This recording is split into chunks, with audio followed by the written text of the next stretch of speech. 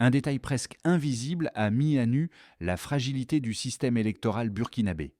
Quand une simple tentative de désactiver un ancien module a déclenché une réaction imprévue dans l'infrastructure héritée de la CENI, les ingénieurs ont compris que 20 ans de dépendance technologique étrangère ne s'effaçaient pas d'un clic. Alors que le pays s'interroge sur ce que signifie vraiment la souveraineté numérique, le nom d'Ibrahim Traoré revient comme un test décisif pour cette promesse. Car derrière une ligne de code oubliée se joue la confiance dans le vote lui-même. Ce récit promet de montrer, pas à pas, comment une commission érigée pendant plus de 20 ans en gardienne de la transparence électorale a fini par devenir l'un de ses points de fragilité les plus sensibles au moment où le pays revendique sa souveraineté.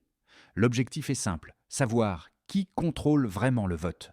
Ensuite, en langage simple et concret, le récit décortique ce qui protège ou au contraire affaiblit l'intégrité d'un scrutin quand les logiciels, les serveurs, les formations et même l'assistance d'urgence restent en partie entre des mains extérieures.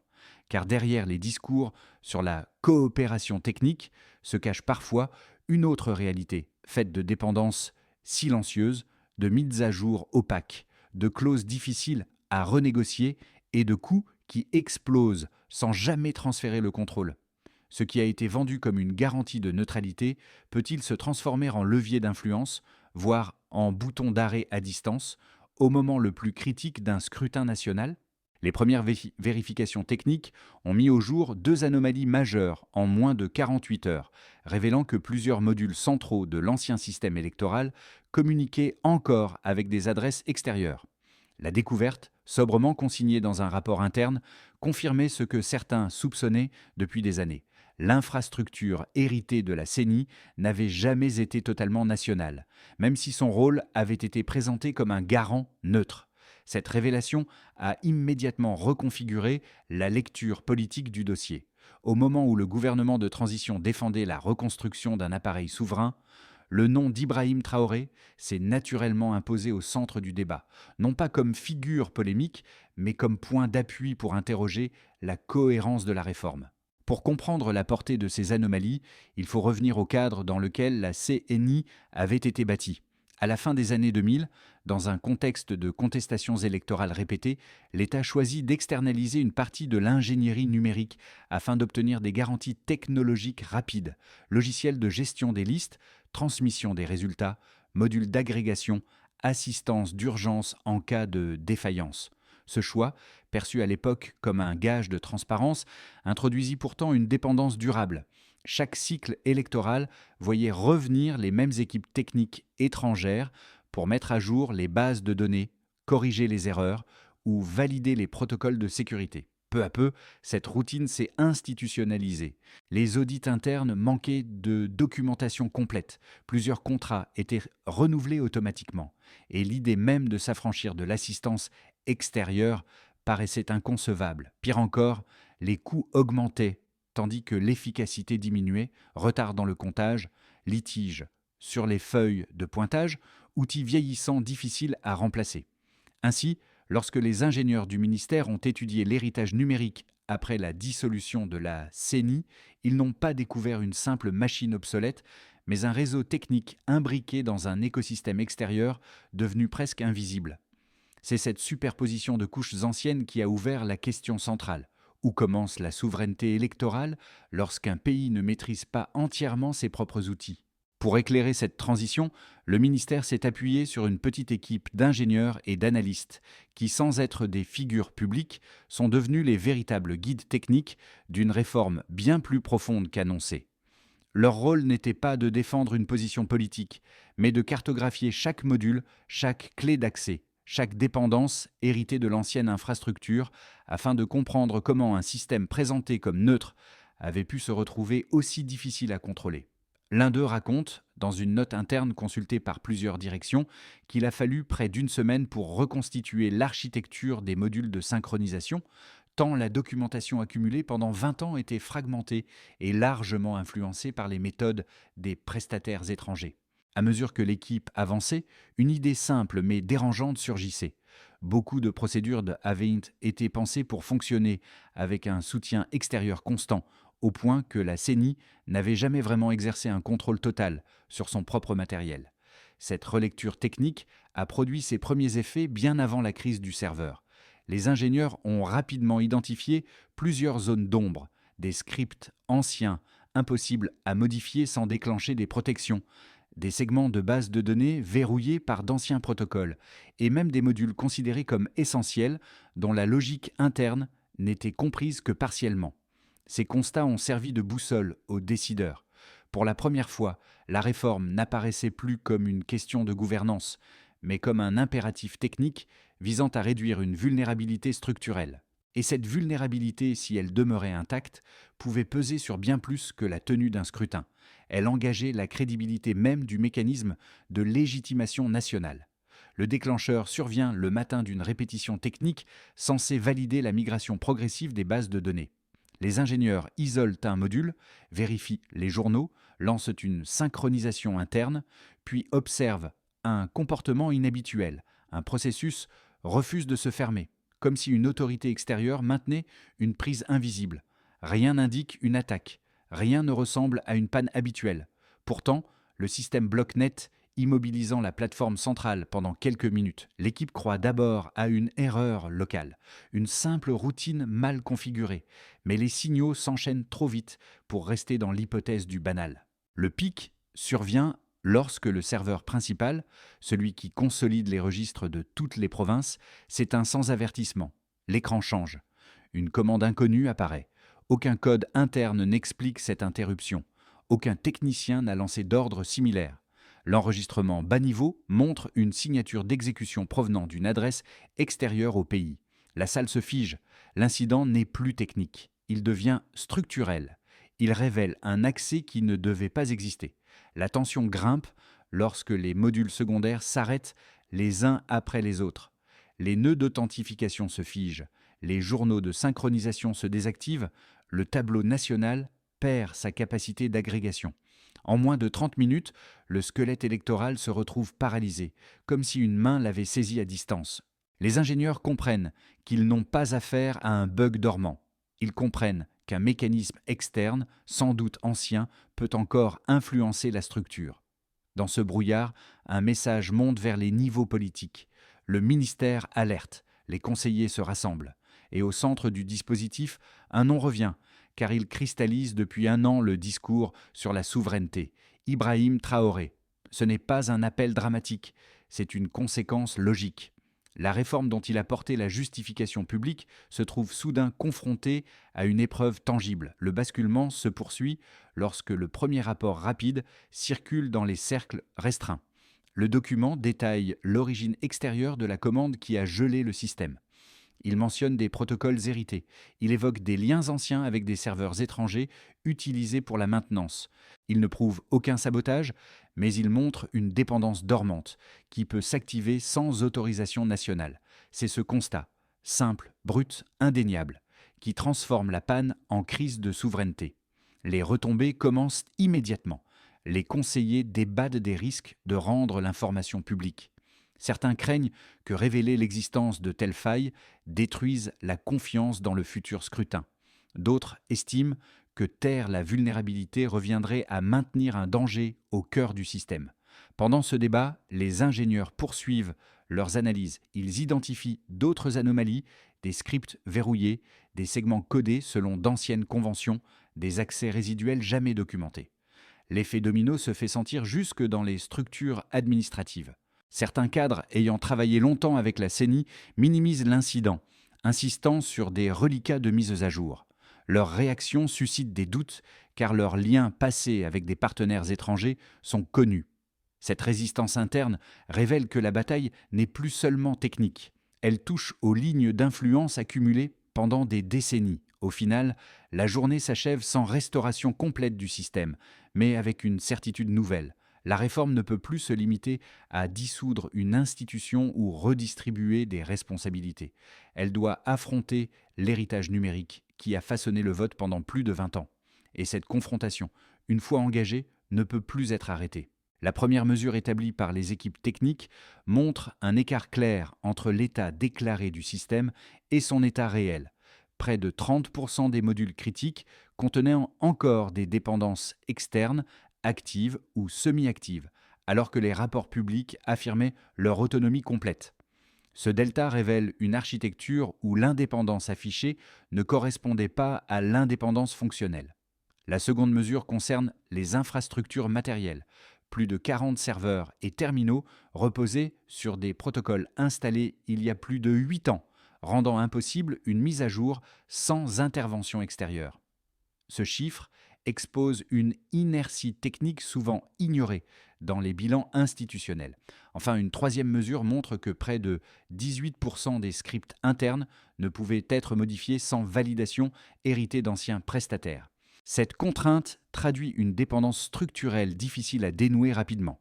À partir de ces trois repères, les analystes ont pu reconstruire une chronologie technique montrant comment, lentement mais sûrement, la CNI avait accumulé des couches d'outils hétérogènes, chacun dépendant d'une logique d'ingénierie qui n'était pas toujours alignée sur les capacités nationales. Le système, en apparence cohérent, fonctionnait en réalité comme un assemblage de modules semi-autonomes dont certains ne répondaient plus entièrement à l'autorité locale. Les audits ont également confirmé une réalité longtemps évoquée, mais rarement documentée. Plusieurs modules de transmission, installés avant 2016, utilisaient toujours des schémas d'authentification supposés temporaires. Ces schémas, conçus pour faciliter l'assistance technique étrangère, étaient restés actifs faute de migration complète. Cela signifiait qu'un segment de l'infrastructure dépendait encore de serveurs extérieurs pour valider certaines opérations critiques. À mesure que les découvertes s'accumulaient, la réforme prenait une autre dimension. Ce n'était plus une question de modernisation, ni même une simple question de réduction de coûts. Les ingénieurs montraient que la structure héritée pouvait, dans certaines circonstances, se comporter comme un système partagé, où l'État n'exerçait pas toujours l'autorité totale sur les couches les plus sensibles. Les conseillers politiques, en examinant les chiffres, ont réalisé qu'il serait impossible de convaincre l'opinion de la robustesse de l'ancienne architecture. Les retards répétitifs observés au fil des scrutins n'étaient pas seulement des problèmes organisationnels ou logistiques.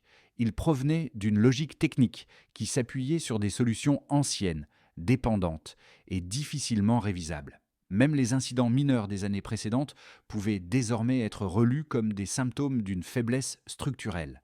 Les équipes de cybersécurité, quant à elles, ont souligné que la présence de segments externes dans un système électoral constituait un risque stratégique majeur, même en l'absence de preuves de manipulation. Dans un contexte de souveraineté revendiquée, toute dépendance persistante pouvait devenir un point d'influence, volontaire ou involontaire, selon les circonstances. Cette accumulation de données n'a pas seulement éclairé l'incident du serveur. Elle a donné une base objective à ce que certains considéraient jusque-là comme une inquiétude théorique. Les chiffres, sobres et précis, dessinaient une réalité plus profonde. Le système électoral n'était pas vulnérable par accident.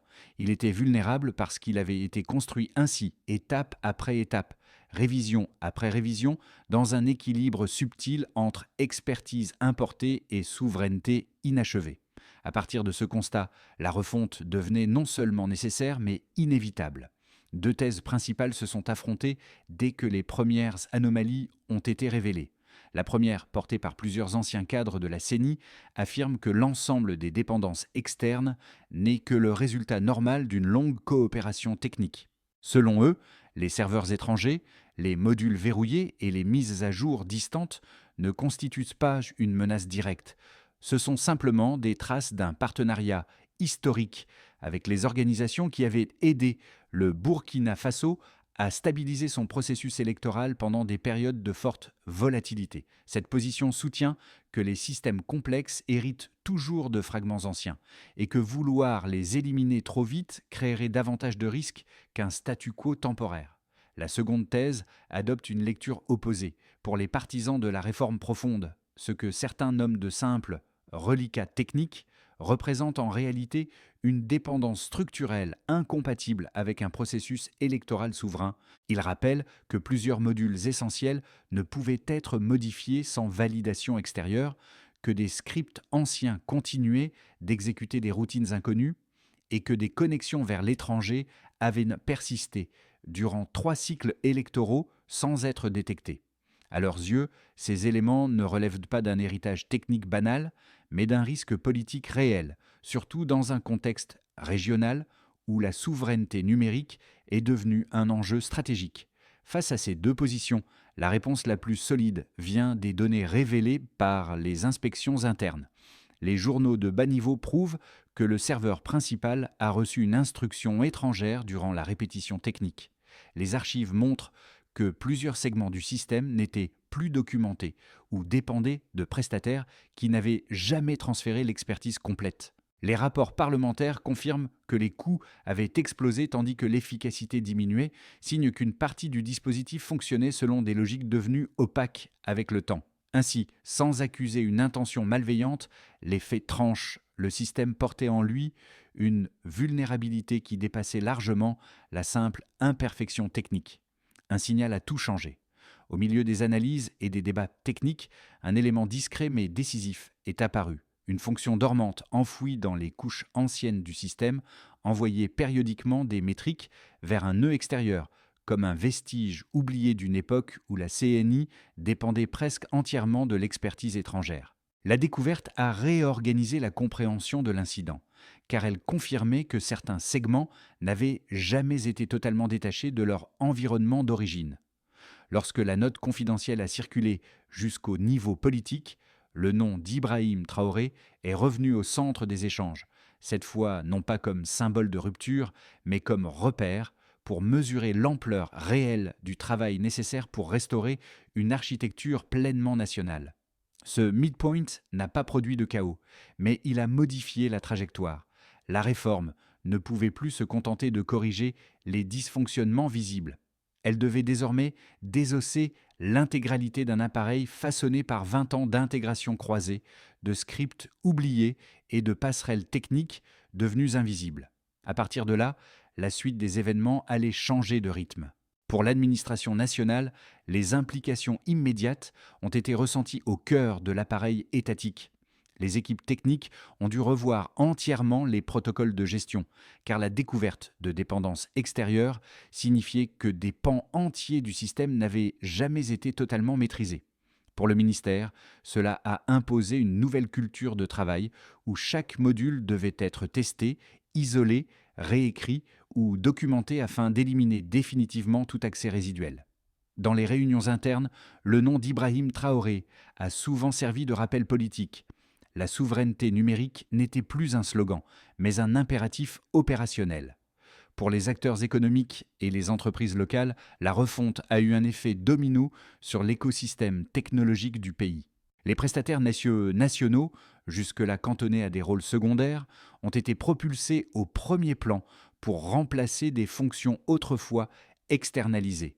Cela a généré un besoin urgent de formation, de certification et de mise à niveau, mais aussi l'opportunité rare de bâtir une véritable expertise locale en gestion électorale numérique. Plusieurs entreprises ont signalé que cette transition, bien que complexe, ouvrait enfin un marché que les partenariats étrangers monopolisèrent durant plus de 2 décennies.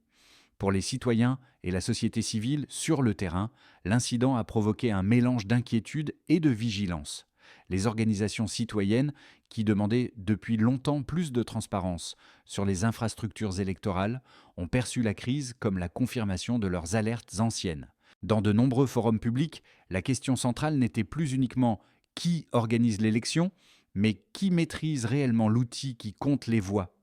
Cette bascule dans la perception publique a obligé les autorités à revoir leur communication afin d'expliquer sans dramatiser l'ampleur technique des vulnérabilités révélées. Pour le contexte régional et la scène géopolitique, dans la région, l'impact symbolique a été immédiat. Les pays du Sahel et de l'Afrique de l'Ouest, confrontés aux mêmes défis de dépendance technologique, ont observé attentivement l'évolution du dossier burkinabé. La révélation d'un système capable d'être gelé par une commande externe a ravivé des débats anciens sur la souveraineté numérique et les modèles d'assistance électorale fournis par des partenaires étrangers. Plusieurs analystes régionaux ont souligné que l'incident allait probablement pousser d'autres États à auditer leurs propres infrastructures, car le cas burkinabé montrait que la dépendance n'était pas seulement une vulnérabilité abstraite, mais un risque stratégique tangible pouvant affecter la légitimité d'un scrutin national. Dans chacun de ces 4 espaces, les effets se sont accumulés et renforcés mutuellement. L'incident n'a pas simplement mis en lumière une faiblesse technique, il a modifié la manière dont l'État, l'économie, les citoyens et les partenaires régionaux conçoivent la maîtrise des systèmes électoraux. Et cette nouvelle perception allait préparer le terrain pour les scénarios à venir. Dans une première hypothèse, sur une trajectoire de base de 6 à 12 mois, le ministère parvient à stabiliser l'infrastructure électorale sans rupture majeure du calendrier politique, en réécrivant progressivement les modules les plus sensibles et en isolant tout ce qui dépend encore d'anciens prestataires.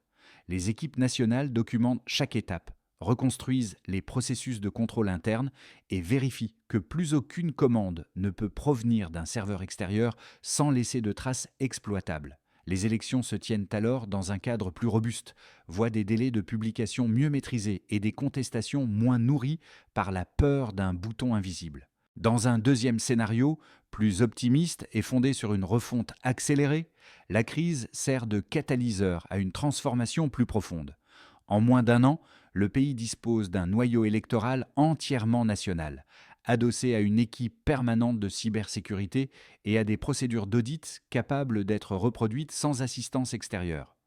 Les anciennes dépendances sont non seulement supprimées, mais transformées en cas d'école pour la formation de nouveaux ingénieurs burkinabés qui utilisent cette expérience pour bâtir des outils mieux adaptés aux réalités locales. À moyen terme, cette architecture pourrait inspirer d'autres États de la région intéressés par un modèle de gestion électorale moins exposé aux infrastructures étrangères et plus lisible pour leurs propres citoyens.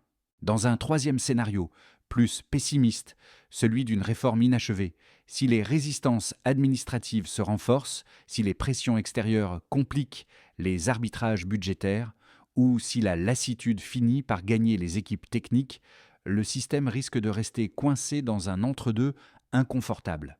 Des segments vulnérables continueraient alors de coexister voie des briques neuves, produisant des incidents ponctuels, des ralentissements inexpliqués, voire des suspicions récurrentes chez les observateurs et les électeurs. Dans un tel contexte, chaque dysfonctionnement, même mineur, serait interprété comme le signe d'une réforme inaboutie plutôt que comme un simple problème technique. Dans ce contexte, une recommandation de méthode pour les 12 prochains mois s'impose. Plutôt que de chercher un scénario parfait, l'approche la plus solide consiste à traiter la souveraineté électorale comme un chantier continu. Cartographier, documenter, vérifier et transmettre l'expertise à chaque étape jusqu'à ce qu'aucun maillon essentiel ne dépende plus d'un accès extérieur difficile à expliquer au public. Pour comprendre ce que représente réellement cette transition, il faut l'observer depuis la place de ceux qui n'assistent pas aux réunions techniques, ne lisent pas les rapports confidentiels et ne voient pas défiler les lignes de code, les citoyens, les associations, les agents locaux chargés de faire fonctionner le scrutin sur le terrain. Pour eux, la crise du serveur n'est pas un chapitre de cybersécurité, mais un rappel brutal que la confiance démocratique repose sur quelque chose de plus fragile qu'on ne le croit souvent. Un outil invisible peut renforcer un processus électoral, mais il peut tout aussi bien le fragiliser lorsqu'il échappe à ceux qui doivent en garantir l'intégrité. Les acteurs de la société civile l'ont parfaitement compris. Plusieurs plateformes citoyennes, autrefois concentrées sur la transparence des résultats ou la qualité des listes électorales, se sont mises à demander des explications publiques sur les dépendances techniques découvertes. Elles savent que la majorité des électeurs ne maîtrisent pas les détails du fonctionnement numérique d'un scrutin, mais elles savent également qu'un doute laissé sans réponse peut s'installer durablement. C'est pourquoi elles insistent aujourd'hui sur une idée simple. Un système souverain doit être lisible, vérifiable et compréhensible, même dans ses aspects les plus complexes. Quant aux électeurs eux-mêmes, les discussions montrent qu'ils ne demandent pas des garanties absolues, mais des repères clairs. Ils veulent comprendre comment les données sont stockées, comment les serveurs sont protégés et surtout comment un incident similaire pourrait être évité. Leur préoccupation centrale n'est ni théorique ni idéologique. Elle concerne la confiance, cette ressource collective sans laquelle aucune élection ne peut prétendre être légitime, même si elle est parfaitement organisée. Dans ce moment particulier, chacun cherche une chose, savoir que le vote appartient bien à ceux qui le déposent. Pour sortir durablement de la zone de vulnérabilité révélée par la crise, les équipes techniques et administratives ont proposé une feuille de route articulée autour de quelques étapes claires, chacune assignée à un acteur précis et mesurable dans le temps. Le nom d'Ibrahim Traoré apparaît dans plusieurs réunions préparatoires comme rappel politique. Une réforme de souveraineté ne fonctionne que si chaque étape est encadrée, vérifiable et compatible avec une montée en compétences nationales. Dans une première étape, il s'agit de cartographier l'intégralité du système, 0-3 mois. Les ingénieurs doivent reconstruire un schéma complet des modules actifs, hérités ou dormants, en identifiant pour chacun les dépendances externes, les routines obsolètes et les points d'accès sensibles. Le résultat attendu est un inventaire consolidé, signé par les équipes nationales, permettant de mesurer la progression réelle des travaux. Dans une deuxième étape, il convient de réécrire ou de neutraliser les modules vulnérables de 6 mois. Les segments contenant des autorisations ou blocs hérités doivent être soit remplacés, soit encapsulés dans des environnements isolés. Le ministère en charge pilote les arbitrages, tandis que les équipes locales doivent prouver la réduction progressive des dépendances par une série de tests reproductibles. Dans une troisième étape, il s'agit de reconstituer la chaîne de contrôle interne, 4-9 mois. Cette étape vise à garantir que les validations, audits et synchronisation ne passant plus par des mécaniques extérieures. Chaque fonction critique doit disposer d'un protocole entièrement national, capable d'être reproduit sans assistance étrangère. Les résultats se mesurent par des exercices réguliers simulant des cycles électoraux. Dans une quatrième étape, l'enjeu est de former et de transférer la maîtrise, 6-12 mois. Il s'agit de construire une équipe pérenne, capable non seulement d'exploiter le système, mais aussi de le maintenir et de l'améliorer dans le temps. Des ateliers encadrés permettent d'établir un socle commun pour éviter que de nouvelles dépendances invisibles ne se reforment. À terme, la crédibilité de la réforme dépendra de la rigueur avec laquelle cette feuille de route sera suivie. Quand les équipes ont refermé les derniers rapports techniques, un même motif revenait, comme un écho à la première anomalie découverte. Cette ligne de code oubliée qui avait révélé toute la fragilité d'un système présenté comme stable. Ce détail minuscule en apparence est devenu le fil conducteur d'une prise de conscience nationale.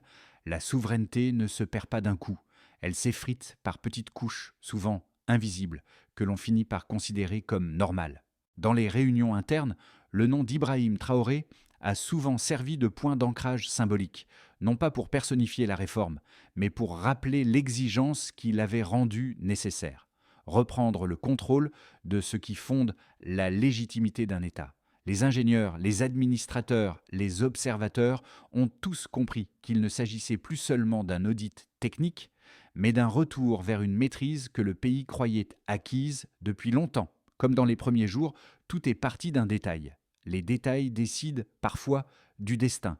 Et dans ce récit, ce sont justement ces fragments techniques révélés un à un qui ont redessiné la manière dont une nation choisit de protéger sa voix.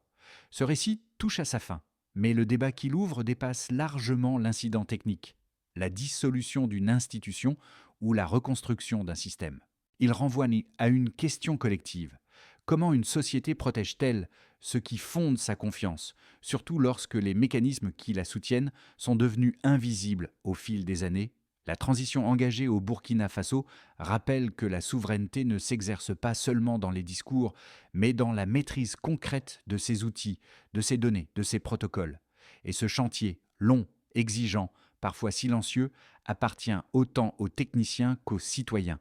Si vous estimez que ces histoires doivent continuer d'être racontées, non pour alimenter la peur, mais pour éclairer les zones où se construit la légitimité démocratique, alors votre retour compte vraiment. Il aide à comprendre ce que le public souhaite voir expliqué, documenté, clarifié, et vous, que retenez-vous de cette traversée? Selon vous, qu'est-ce qui fait vraiment la force d'un système électoral? La technologie qu'il utilise ou la transparence que la société exige de lui?